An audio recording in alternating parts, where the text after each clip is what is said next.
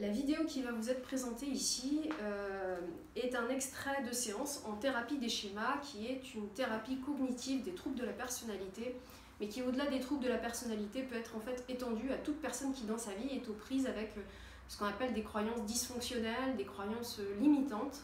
Ça peut être des croyances du type je ne peux pas réussir comme les autres, ou si les autres savaient qui je suis réellement à l'intérieur, eh bien ils me rejetteraient, ou je ne dois jamais baisser la garde en présence d'autres personnes, sinon ils risqueraient d'abuser de moi ou de me maltraiter, ou d'autres croyances de ce type qui vont créer beaucoup de stress et de souffrance dans la vie de la personne et engendrer en fait des comportements inadaptés au quotidien. Et donc cette vidéo, elle présente un modèle plus ou moins idéal de ce qui va se passer en thérapie. Et il faut savoir qu'elle a été précédée en amont d'autres séances visant à mettre à jour, identifier vraiment ces schémas, ces croyances dysfonctionnelles, et puis les origines dans l'histoire de la personne de ces schémas. Donc cet extrait est fidèle à ce qui peut se passer dans la réalité, mais il faut savoir que dans la réalité, parfois, le travail peut être un peu plus lent, plus laborieux, soumis à des aléas, et ça, d'autant plus que ces croyances, ces schémas sont rigides et profondément ancrés en fait dans la personne. Et à ce moment-là, le dialogue que vous allez voir entre le discours dur, pessimiste, négatif et le discours constructif, bienveillant, plus rationnel qu'on essaye de construire, eh bien, devra être répété encore et encore, j'ai envie de dire peut-être autant de fois que ce discours négatif a été ressassé, répété dans la vie de la personne. Il faut savoir que les personnes à ce moment-là deviennent comme des experts de leur discours négatif quelque part, et même si ce discours les fait souffrir, elles se sentent presque plus à l'aise finalement dans ce discours-là. Ce qui explique pourquoi il va falloir un petit peu d'entraînement pour contrebalancer le poids de ces discours. Donc ce travail à ce moment-là, quand les croyances sont vraiment ancrées profondément, devra, pour être vraiment efficace, être accompagné d'un autre travail d'identification des souvenirs clés, des expériences précoces clés où se sont formées ces croyances, des expériences négatives, et on va retravailler, on ne va pas se contenter de revivre ces souvenirs, on va vraiment les retravailler émotionnellement, on va amener une correction émotionnelle dans ces souvenirs. On pourra également entamer en visualisation un dialogue ou une confrontation avec les premières figures d'attachement, ça peut être les parents, les frères et sœurs, les éducateurs, qui ont à un moment donné dans la vie de la personne tenu, porté ces discours-là. Alors attention, on ne va pas inciter les personnes à mener cette confrontation dans la vie réelle avec leur première figure d'attachement. Ça leur appartient. Et il faut savoir que ça ne sera pas forcément efficace, car le travail déjà de confrontation en visualisation est d'une grande efficacité. Et par ailleurs, ce qu'il faut savoir aussi, c'est que ces mêmes personnes, ces mêmes premières figures d'attachement qui nous ont transmis ces croyances, eh bien la plupart du temps les ont elles-mêmes reçues déjà de leur propre première figure d'attachement. Donc il va s'agir en quelque sorte d'une transmission intergénérationnelle que la thérapie a pour vocation un petit peu à dénouer. Voilà, maintenant qu'on a dit ça, maintenant qu'on a dit que ce travail pouvait parfois être un petit peu plus lent et plus laborieux, il faut savoir que la thérapie des schémas n'en reste pas moins une thérapie brève, qui peut s'étaler en fonction de la rigidité des schémas entre plusieurs mois à 1, 2 ans. Évidemment, plus les schémas sont ancrés, plus le travail est long, mais qui est une thérapie centrée vraiment sur les difficultés émotionnelles que rencontre la personne dans l'ici et maintenant. Voilà, n'hésitez pas à poster vos commentaires, vos remarques en bas de la vidéo. Bon visionnage.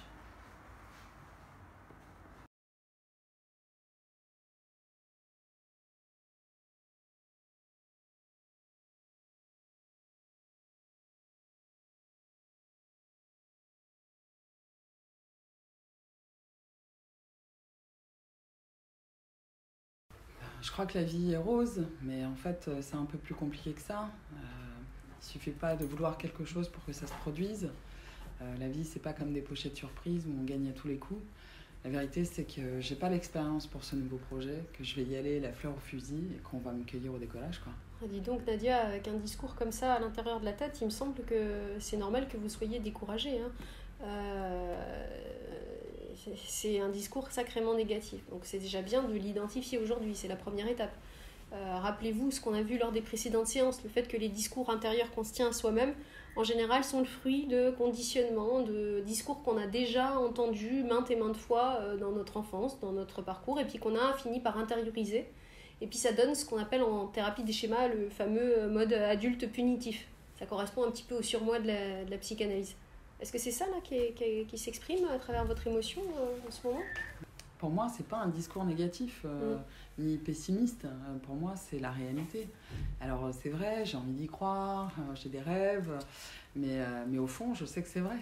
Ouais. Là, vous voyez, instantanément, quand le mode parent punitif est activé, eh bien, votre mode enfant vulnérable, la petite Nadia dont les rêves, les ailes sont coupées en plein vol, est activée instantanément. Donc j'ai envie de vous dire, peut-être que ce discours est rationnel, le discours négatif, peut-être pas. Quoi qu'il en soit, c'est un discours qui sape toute possibilité d'évolution. Et dans un tribunal, prenons l'image d'un tribunal, tout accusé a droit à un minimum de défense avant d'être condamné. Donc si on prend cette image-là, essayons, et moi ce que je vous propose aujourd'hui, c'est de considérer ce discours plus comme une hypothèse à tester que comme la réalité. Et est-ce qu'on ne peut pas essayer d'envisager aujourd'hui si un discours plus bienveillant, plus positif, tout en restant quand même rationnel, serait possible ? Ok, essayons.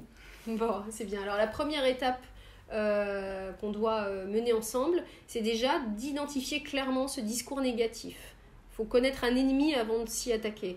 Le décrire. Si c'était un personnage, voilà, quel discours, si c'était un personnage, comment il se comporterait ? Imaginons que vous soyez maîtresse en scène et puis vous devez diriger des acteurs et un des acteurs finalement a ce discours négatif. Comment vous allez le guider ? Quel ton de voix il prend ? Quelle mimique gestuelle ? Est-ce qu'il fronce les sourcils ou il lève les yeux au ciel, il hausse les épaules ou il vous pointe du doigt et s'il y avait des adjectifs que vous deviez utiliser, comment vous le décririez ? Moi, je le vois plutôt moqueur, je dirais assez ironique en fait. Il lève les yeux au ciel et il pense que je me raconte des blagues. En fait, il me prend pas au sérieux. En fait, dans sa gestuelle, dans ses mimiques, dans son attitude, enfin, tout est fait pour me dire mais à quel moment t'as cru que t'étais capable et si tu te plantes, je t'aurais prévenu. Ouais, dites-moi, je peux presque l'entendre, le sentir. D'où il vient ce discours, Nadia ? Qui l'a tenu à un moment donné ? Je dirais mon père. C'est quelqu'un qui a trimé toute sa vie pour assurer financièrement, pour la stabilité du foyer. Et c'est quelqu'un qui a toujours pris mes rêves d'enfant comme des illusions dangereuses, où il fallait me mettre en garde des risques. Oui, il a voulu bien faire, mais il a joué un petit peu le rôle d'un oiseau de mauvais augure, si je comprends bien. Oui. Si vous voulez, il l'a toujours fait pour mon bien, pour me protéger, mais c'est vrai qu'aujourd'hui, moi, ça me décourage complètement. Oui, vous avez intériorisé ce discours complètement pour en faire le vôtre, Nadia. Et évidemment, c'est ce qui se passe. Le mode enfant vulnérable est activé. J'ai envie de dire, si vous deviez nommer ce discours, quel nom, comment vous l'appelleriez ? Est-ce que vous lui donneriez comme nom ? Franchement, je sais pas. Bon, ok. Bon, on va laisser cette étape de côté pour l'instant. On va l'appeler, je vous concède encore le terme rationnel, on verra après s'il est si rationnel que ça, mais on va l'appeler le rationnel négatif. Et donc on va essayer de voir là aujourd'hui s'il y a un discours plus positif et rationnel aussi est possible. Et pour ça, on va faire ce qu'on appelle en schémathérapie l'exercice des chaises. Et là, on peut imaginer qu'il y a autant de chaises que de modes. Vous vous rappelez ces modes, on en a parlé lors des précédentes séances. C'est ces discours intérieurs qu'on se tient à soi-même. Il y a ce mode parent punitif, il peut y avoir le mode soumis obéissant, le mode enfant vulnérable, ou celui qui a peur et qui évite, le procrastinateur ou la procrastinatrice, il y en a d'autres encore. Et là, pour l'instant, on va faire cet exercice juste avec 2 modes. Un dialogue entre, d'un côté, le parent punitif, le discours négatif, et puis de l'autre côté, le rationnel positif, l'adulte sain qu'on essaye de construire. Et donc, tour à tour, vous allez prendre la chaise de l'adulte sain, du discours positif ou du discours négatif, le parent punitif. Alors, vous n'allez pas le faire dans la réalité, mais on va le faire symboliquement. Et quand je vous dirai changer de chaise, en fait, vous donnerez le micro à l'autre personnage. Vous êtes partante ? Ok. Alors, pour commencer, je vous propose que ce soit moi qui prenne le rôle de votre rationnel négatif. Et puis, je vais vous relire simplement mot pour mot ce que vous m'avez dit et que j'ai noté. Et puis, vous allez vous mettre sur la chaise, essayer de construire ce rationnel positif. Okay. Donc, voilà ce qu'il vous dit. Et je vais dire tu au lieu de je. Ce qui est important, c'est déjà, quand on lutte contre un discours, c'est de l'identifier comme n'étant pas soi. Donc, il s'adresse à vous comme si c'était un personnage extérieur. Voilà ce qu'il vous dit. Tu te fais des idées, tu crois que la vie est rose et qu'il suffit de vouloir quelque chose pour que ça se produise, mais la vie, c'est pas comme les pochettes surprises, on gagne pas à tous les coups, t'as pas l'expérience pour ce projet, tu vas te planter, et puis si tu te plantes, au moins je t'aurais prévenu. Donc je sais pas si je le fais bien, mais c'est à peu près ça que vous avez dit. Est-ce que vous voulez passer sur l'autre chaise ?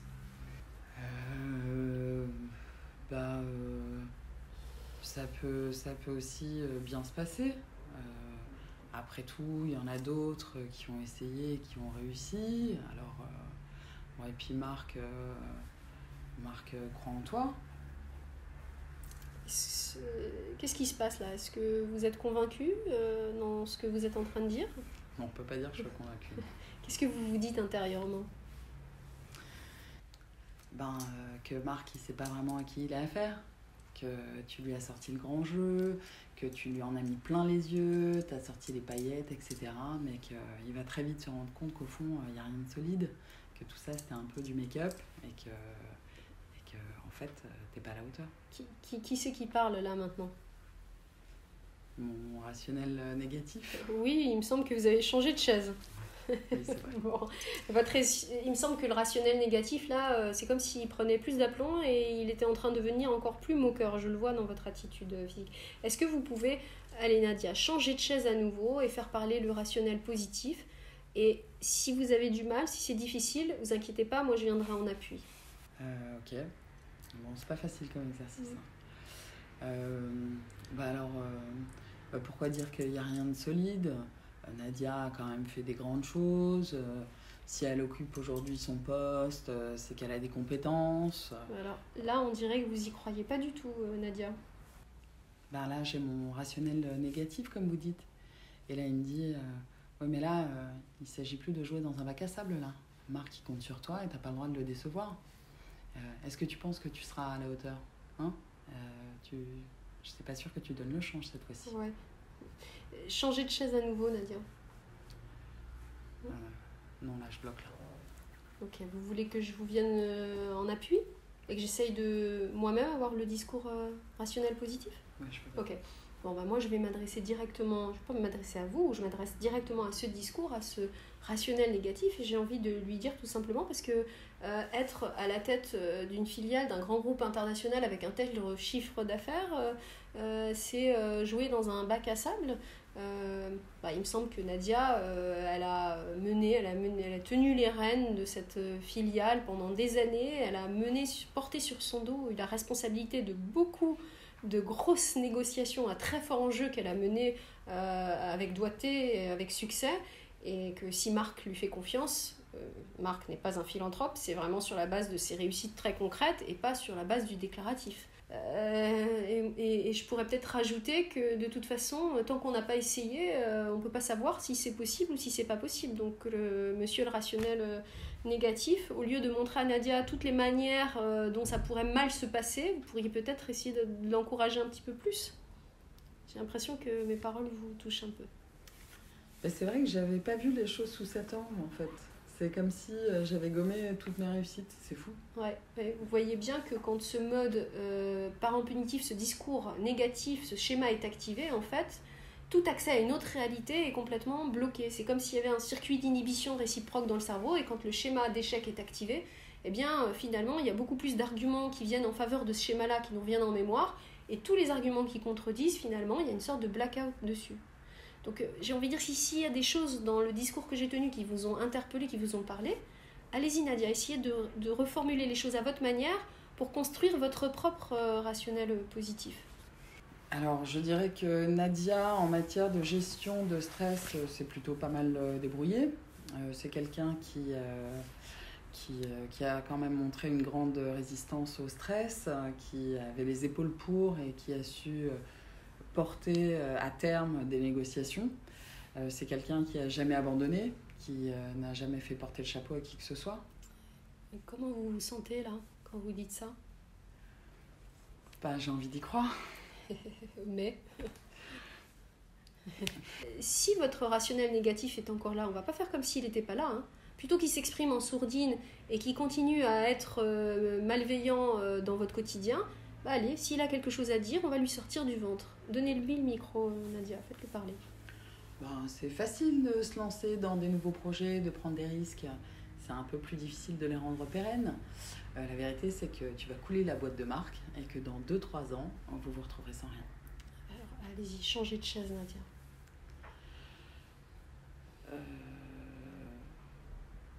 Ben là, je bloque. Est-ce que vous voulez que je vous aide et que je reprenne le rôle du rationnel positif? Oui. Bon. Monsieur le rationnel négatif, je peux me tromper, mais il me semble que prendre des risques, c'est plutôt courageux et non pas quelque chose de facile, comme vous dites. Nadia, elle aurait très bien pu rester dans sa zone de confort, dormir sur ses lauriers, elle avait un poste, elle était très très bien payée. Est-ce que le rationnel négatif, là, il n'inverserait pas les choses, il ne se tromperait pas? C'est vrai que j'aurais pu rester dans ma zone de confort et jamais progresser en fait. Oui, là vous voyez Nadia que la façon dont votre rationnel négatif, en fait, même des qualités, il les reprend, il les transforme en défauts. Vous voyez comment il récupère tout pour se nourrir lui-même, ce discours autodéfaitiste. Donc, j'ai envie de dire pas si rationnel que ça alors.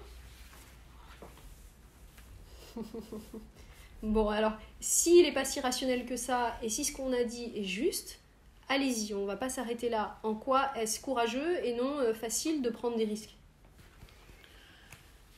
Si Nadia se lance dans ce projet, c'est pas pour un goût inconsidéré du risque, c'est plutôt pour créer des opportunités de développement qui seraient profitables à tous.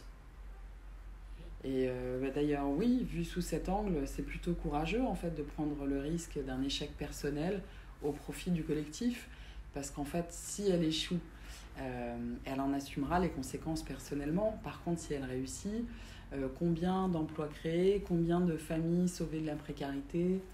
Oui, très bien Nadia, on a l'impression que vous prenez un petit peu plus d'assurance dans cet exercice. Vous pouvez poursuivre, allez-y.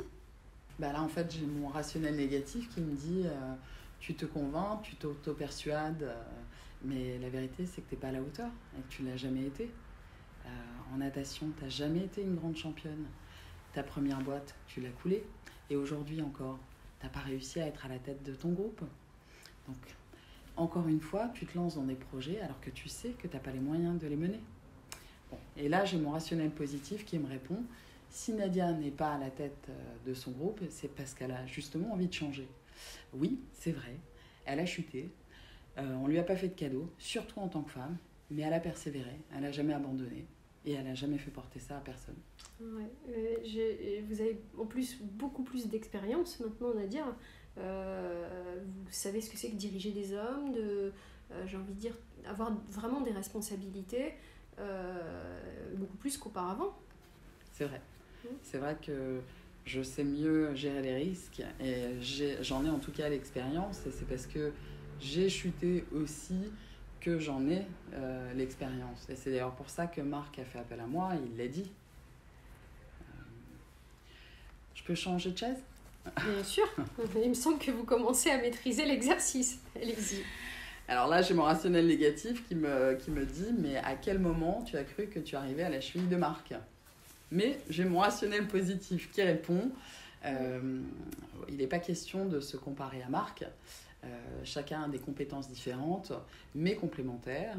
Marc a des qualités de gestionnaire et il a fait appel à toi pour des qualités de visionnaire. Et c'est cette association qui sera le garant de votre réussite. Et là, j'ai mon rationnel négatif qui me dit tu te racontes des histoires. Ouais. Il me semble, je peux me tromper, mais qu'il a de moins en moins de choses à dire, d'arguments. Il se tarit un petit peu ce discours. Oui, c'est vrai. Ouais. Je pense que maintenant, peut-être que Nadia elle-même peut répondre toute seule au rationnel négatif. Allez-y. Ouais. Non, en fait, non, je me la raconte pas. Je ne sais pas où en sera ce projet dans 5, 10 ou 20 ans, mais je sais que j'apprends, que je n'ai pas fini d'apprendre et que une vie n'y suffirait pas. Alors, j'ai mis du temps à comprendre, à savoir ce que je voulais vraiment. 45 ans, mieux vaut tard que jamais. Il y a un dicton qui dit la vie, c'est comme le vélo. Si tu arrêtes de pédaler, tu tombes. Ben là, aujourd'hui, j'ai de plus en plus d'atouts dans ma botte. Ce projet, j'ai envie d'y croire. Je l'aborde avec envie, avec enthousiasme, avec ambition. Et je sens que c'est comme un nouvel élan de vie qui résonne en moi. Waouh! Bah écoutez, avec un discours comme ça, déjà, à mon avis, vous devez vous sentir un petit peu différente, on en reparlera, mais vous voyez, vous êtes en plus chef d'entreprise, donc si vous tenez un discours-là devant vos équipes, vous allez galvaniser vos troupes, Nadia. Alors c'est vrai que ce discours, j'arrive à le tenir pour les autres, mais pour moi, c'est une autre affaire. Oui, mais au moins, si vous êtes capable de le tenir pour d'autres, c'est qu'il est là. Il est construit, votre adulte sain, en fait. Et s'il est juste pour les autres, pourquoi ne serait-il pas juste pour vous? Donc, on peut imaginer que vous allez pouvoir vous le réapproprier, j'ai envie de vous dire. Comment est-ce que vous vous sentez là maintenant? Plus apaisée, plus confiante. Ouais. Maintenant, j'ai peur de me faire rattraper par mon rationnel négatif. Bien sûr, c'est tout à fait normal. Ça va prendre évidemment un petit peu de temps avant de le neutraliser durablement et on va voir qu'on va utiliser d'autres outils comme essayer de voir d'où viennent ces discours pour j'ai envie de dire, arracher les mauvaises herbes à la racine. Mais ce qui est important là aujourd'hui, c'est que vous avez réussi peut-être à voir qu'un autre discours était possible, c'était pas gagné en début de séance. Peut-être que le rationnel négatif n'était pas aussi rationnel que ça. Et du coup, vous avez libéré un petit peu la petite Nadia de son mode enfant vulnérable. On a l'impression qu'elle retrouve un petit peu du poil de la bête, elle retrouve confiance en elle, l'envie d'aller vers ses rêves en activant cet adulte sain, positif, qui n'est pas un faux positif qui vous dit tout va bien se passer, qui vous fait croire que la vie est rose bonbon. Non, c'est vraiment un discours sage, rationnel, qui inclut la prise de risque, en fait, comme faisant partie du scénario positif.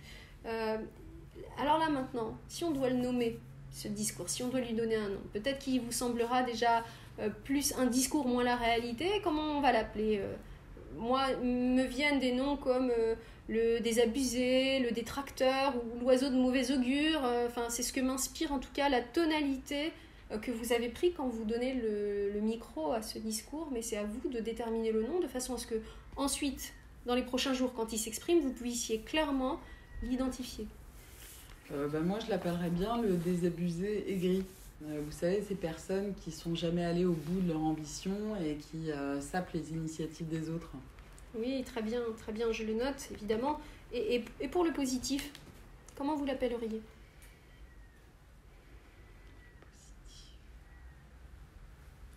Je dirais le mentor. Un peu comme un guide de vie qui me tirerait vers le haut. Très bien, ouais.